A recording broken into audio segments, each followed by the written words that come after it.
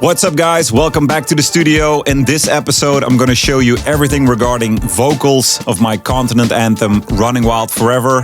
In the last episode, I showed you everything regarding leads. If you haven't seen that one yet, make sure you check it out. Today, everything regarding vocals, the writing part, the theme, the processing, the way of working, the rap part. Everything I can think of that I can explain, I will try to do my best. So let's dive into the project, Running Wild Forever. These are the vocals. Let's go. All right, we're back in Ableton, back in the same good old project.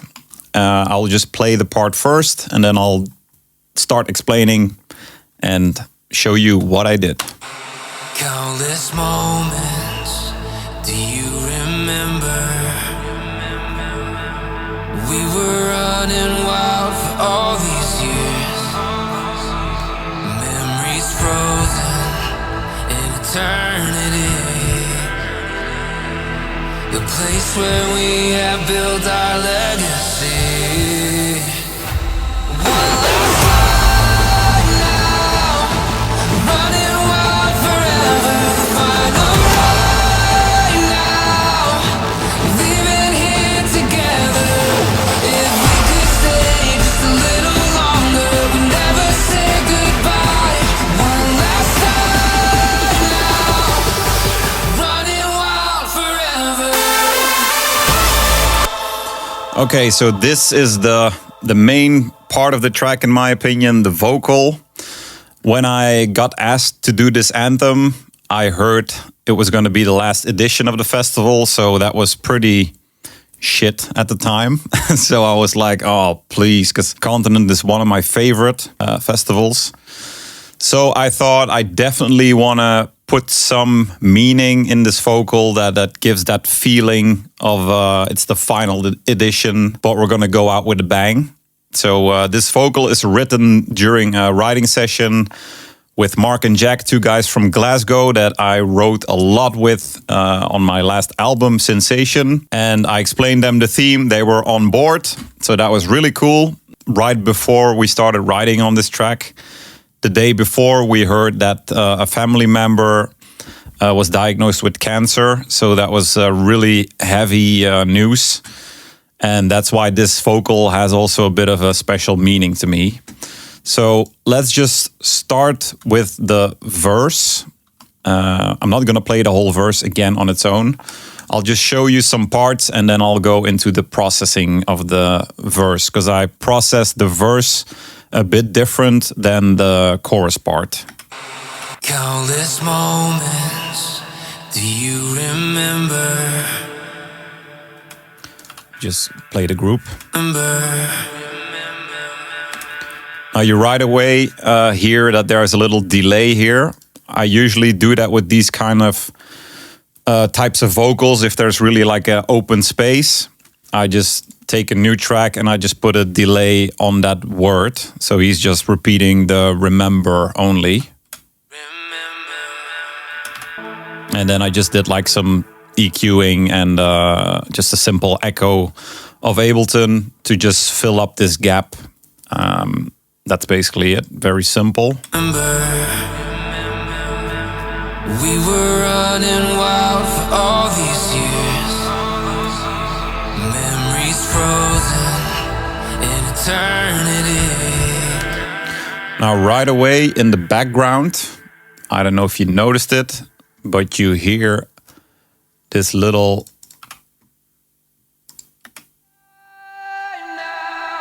extra vocal. And that's actually just a little ad-lib that the singer added on his own. That's actually from the Right Now, final Right Now. And I just turned that into a little, it sounds like he's just making a random sound in the background. Memories frozen in eternity. And then with a big reverb shimmer, also again some EQ to make it a bit more like dreamy and put it more in the background. Take random parts of vocals and then use them as background filling. I just take the vocal and then with Command Alt, I'll just scrub through. Alt Shift, excuse me. You can just move through the waveform. And if you hit Command 4, you turn off the grid, and then you can just find like random parts. Let me see that I put it back. Eternity, the place where we have built our legacy. Here you can see this effect being turned up. That's rift, which is a distortion. So I actually put a little bit of distortion in the chorus part to give it a bit more edge. Also worth noting is that the verse is just one take, just dead in the middle. Yeah, there's not any doubles or anything else going on. Then in the chorus, where you really should get the energy, that's where there are like 2 doubles, so not too much going on, no crazy harmonies, just the lead vocal and 2 copies that are pretty identical on the left and right, just hard pan to the left and right. One last time now, running wild forever. So if I turn off these doubles. One last time now. Now this is a very good singer, so he's still pretty aggressive sounding, and he has a lot of body in his voice. And the deliverance was perfect, but of course this needs the doubles with all the cinematic stuff that's happening under it. It's all very big and like heavy, so this vocal really needs enough body to stand out. Running wild forever, the final right now, leaving here together. You can also hear there is still some subtle breath sound. It really depends on the type of track if I remove the breath or not. In this case, you see I faded it in a little bit just to have it there. Running wild forever. As if you take out all the breath, it can also sound a bit unrealistic, I think. Leaving here together. He's basically just repeating the same melody if you would look at the notes.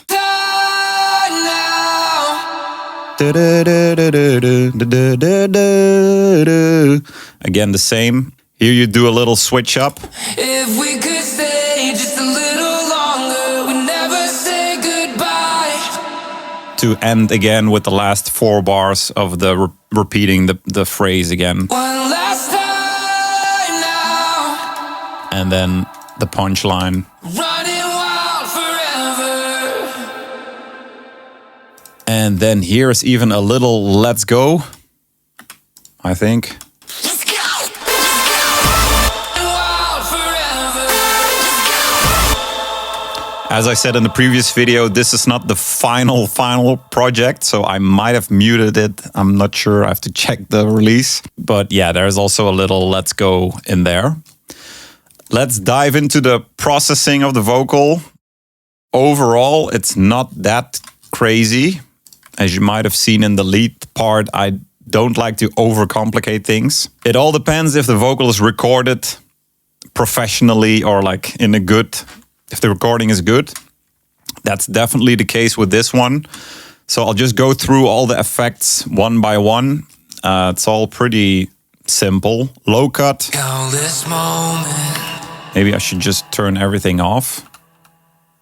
And then I'll just turn them on again. And then you can see and hear what everything does. Maybe I should just do the chorus, then you can hear it without processing. One last time now, running wild forever. Yeah, you hear that he clearly already processed it himself. It's already very under control. He has a very good mic and a good preamp, so the recording is very good. So that doesn't need that much crazy stuff. Here I just did 2 little dynamic dips. One last time now. Where it was a little bit harsh if I play those on its own. Yeah, that definitely needed to be turned down a little bit. I also did that on the verse group, I see. In the low end region, because he was a bit too boomy there. But processing. So I started with a low cut. One last time. Which wasn't really needed, but just I probably heard something there that I wanted to clean up a bit. OTT, yeah, very simple. Some people don't like it, but you can't argue that it just works. If you just need something to sound in your face. As you can see, it's only at 40%, so not too crazy. And then I always dial it in pretty precisely. I will never just crank it up, and it's not that big of a difference. It's just pulling the vocal forward. One last time now. Then, as I said before, this is Rift, very good distortion. It's just doing some soft saturation, and it's just being turned on when the chorus starts. One last time now. Running wild forever. Then I used the S02E02, very good compressor from the UAD, but you have it. You have a lot of other clones or emulations, like Waves, for example, and Native Instruments have them as well. Very good vocal compressor. I mean, you can use it for anything, but I like to use it on vocals. One last time now. As you can see, it's being worked pretty heavy. Running wild forever, the final right now.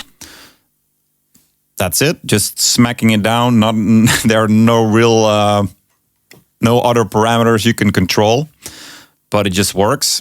Then there is the corrective EQ. Running wild forever, the final right now. Leaving here to Which is removing some muddy tone. The sub from OTT and this compressor, they usually create a little bit of a muddy low end again. So you definitely want to EQ it after. Then here you can see I'm putting even more emphasis on that harsh 2K. That definitely was pretty heavy in this vocal. leaving here It's the radio tone. it's a little longer. We never say goodbye. One last time now. Then a de-esser. Leaving here together. This is my go-to de-esser. Works very well on, I use it in almost every track that has vocals. Here you can listen to what it's taking out.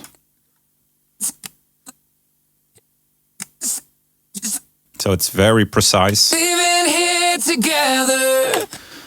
Very good to get harsh sounds out of vocals and also out of screeches, for example. If you have some crazy, let's take a random example. You have a vocal chop that you're like distorting and is very all over the place. Just throw some de-esser on it. That also works. Then the reverb and delay rack. In this case, I used Seventh Heaven. Leaving here together. If we could. Very nice reverb that I should use more. Now I see it, I'm like, whoa, I don't even use it that much, but yeah, it's very nice also for leads and stuff. Then again, the Ableton Echo. Leaving here together. With no ducking or anything, just a simple 1/4 ping pong with just this EQ to make it a bit less bright. Leaving here together. And then here you can see, just as with the leads, I sidechained the vocal reverb as well. So that means the vocal is being pushed down when he is singing. If he stops singing, then the reverb comes back up. So it fills it up nice and doesn't make it too muddy with reverb. You don't want too much reverb. And then there's just a little utility to do some muting and stuff, some volume control. Further in the track, this is just being repeated. This is some extra distorted vocal.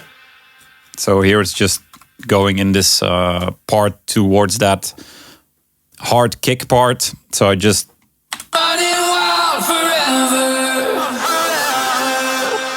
took one word. So this is just the EQ, saturator, echo, and the shifter that I probably used here.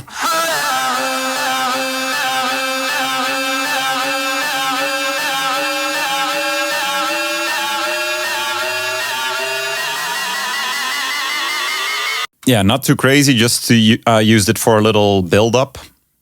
And as you can see, I'm usually doing all these things within the whole vocal group, so it stays a bit organized.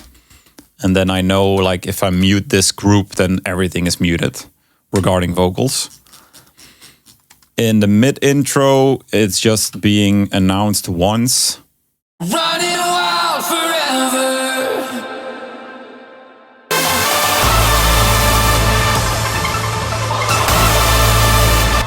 So nothing too crazy going on there. So that is basically the whole singing part. Pretty straightforward, no real crazy tricks or anything. Let's have a look at the little rap. I felt this track just needed a little, I was making the mid-intro, and I felt like, yeah, this just needs a little rap that I can put before the drops, a little something simple. So I came up with this rap. We run wild forever, we ride and die together, chase the mayhem. So it's just a simple rap. We run wild forever, so chase the mayhem, pretty universal sentence that always works. This wasn't written to be the most unique or original vocal. It's just a simple punchline that just sounds catchy. The original one, it's my own voice, this one. So this is what I recorded. We run wild forever, we ride and die together, chase the mayhem.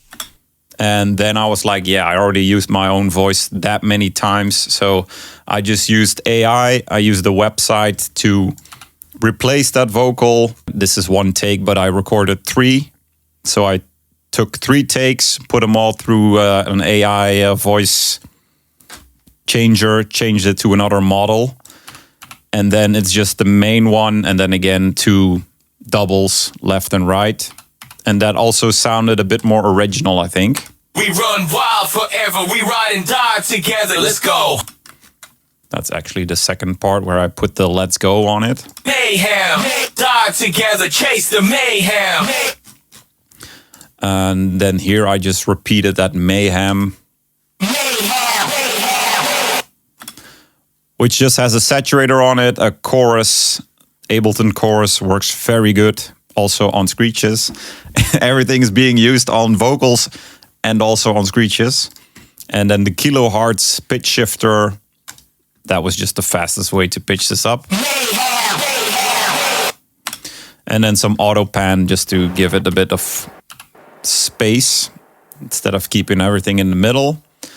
As you can see, I also just take this on a separate layer just to keep it easy, you know, instead of putting it on the whole group. And then, you know, sometimes it's just easier to just duplicate, do your processing on that, but keep it in the same group. Then here in that second part of the mid-intro, there is this little let's go at the end. Die together, let's go.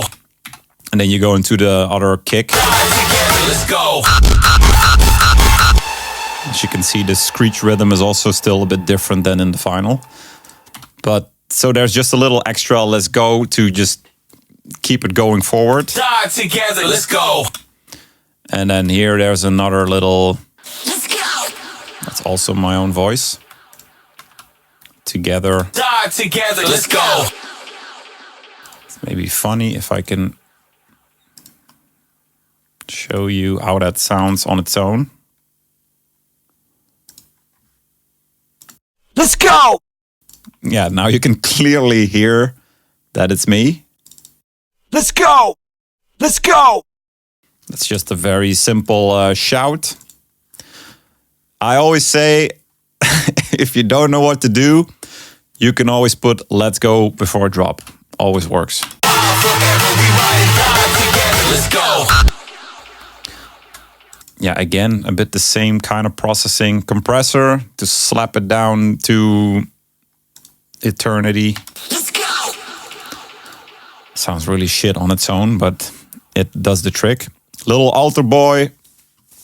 Just pitched it up 2 notes, put up the formant a bit and some drive to make it a bit extra dirty. Again, the Ableton chorus Cram It, which is like a OTT that I probably had bought at the time when I was making this, because I usually would have just used a normal OTT. But this is a cool tip. It's not used in this case, but if you want to use that on your whole track, might sound crazy, but sometimes that gives a nice edge to your production. This one has linear phase option. And I don't know of that many other OTT kind of plugins that have linear phase. I'm sure there are a few ones. Works very good. Cram It by, I have no idea who made it. Cannot see it. But if you Google Cram It, nice plugin. Then an echo, a reverb, EQ, and utility that is not doing anything. Let's go! Let's go! Now you also notice the echo is just on the channel instead of as a send in a rack. I probably just used this mic while I was making the track. Just did a let's go in the mic and just added that to it and didn't really worry about it. So that's the wrap. Then there is one funny detail. And where is it? This one. Now you're probably gonna laugh.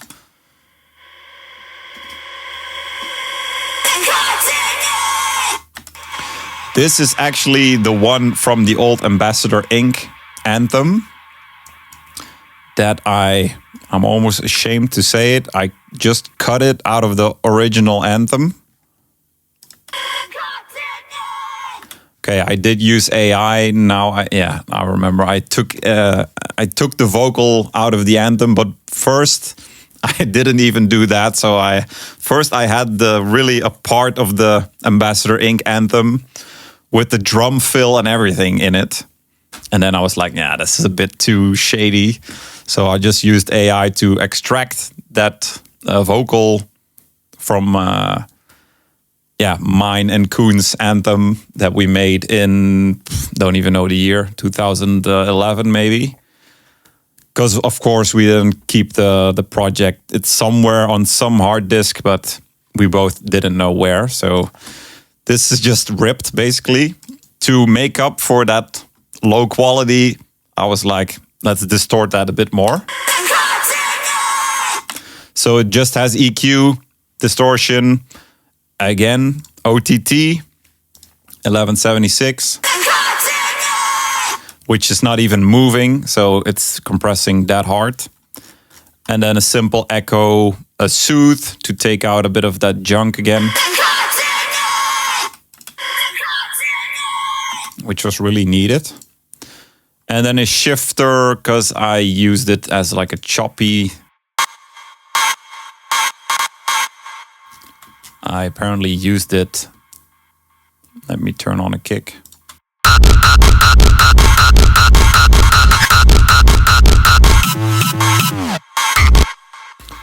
When we're gonna do this part, I'll make sure I'll open the final project with everything the way it is in the release. But as you can see there, I just chopped some parts out of the Qontinent and I just used that as like a little chop. And let me see, where did I use the shifter? Here. Before that little harder part, after the first melody drop with the crazy kick, I actually did pitch her up towards the end. And I actually looped this a bit. So because you get that crazy part,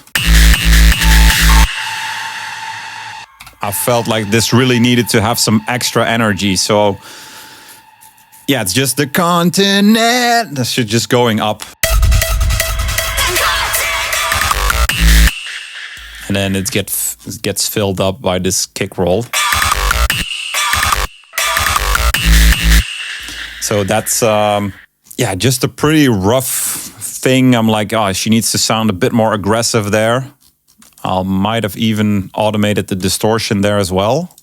Then for the rest, there are some simple reversed reverbs. Nothing too crazy. I think people know how to do that. That's just taking the first part of a vocal, just record it. And then you just put a big ass reverb on it and then reverse that and put it in front of it. So in Ableton, you can just flatten and freeze, and then you can just reverse that sample, and then you got your reverse reverb.